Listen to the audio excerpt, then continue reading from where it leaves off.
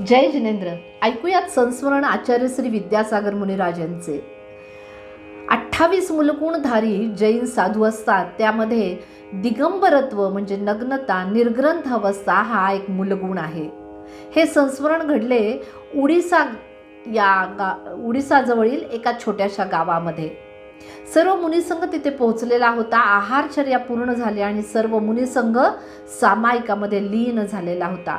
पण आपल्या गावामध्ये नग्न दिगंबर मुनी आले आहेत हे ऐकून सर्व जैनेतर समाज क्रोधित झाला आणि या मुनिराजांना मारण्यासाठी हातात काठ्या लाठ्या घेऊन मंदिरासमोर जमावाने उभा राहिला. हे पाहून श्रावक घाबरले. पोलिसांना बोलवण्यात आलं आणि श्रावकांनी मंदिराला कुलूप लावलं. सामायिक संपल्यानंतर आचार्यश्री उठून उभे राहिले. कुलूप काढा, काही होणार नाही, आचार्यश्री म्हणाले. पण श्रावक कुलूप काढेनात. तसं सक्त आवाजात पिंछी दाखवत ते म्हणाले, कुलूप काढा, काही होणार नाही. मागे वळून सर्व मुनी संघाला म्हणाले, कोणी एकही शब्द न बोलता माझ्या मागोमाग या.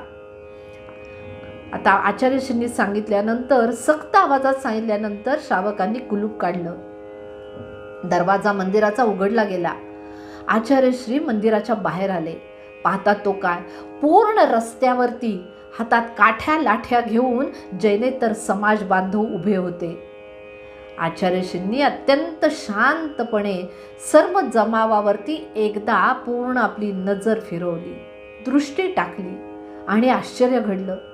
सर्व जमाव आपोआपच 2 भागांमध्ये विभाजला गेला. रस्त्यामधून मधोमध एक रस्ता तयार झाला. त्यानंतर आचार्यश्रींनी आपल्या हातामध्ये असलेली पिंची त्या जमावावरून 3 वेळेला फिरवली आणि पुढचं आश्चर्य घडलं.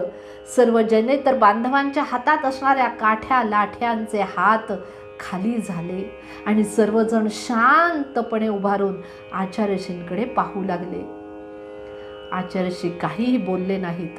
एक पाऊल उचलत त्यांनी करून दिलेल्या रस्त्यावरून ते चालू लागले आणि त्यांच्या मागे सर्व मुनी संघ तेथून निघाला.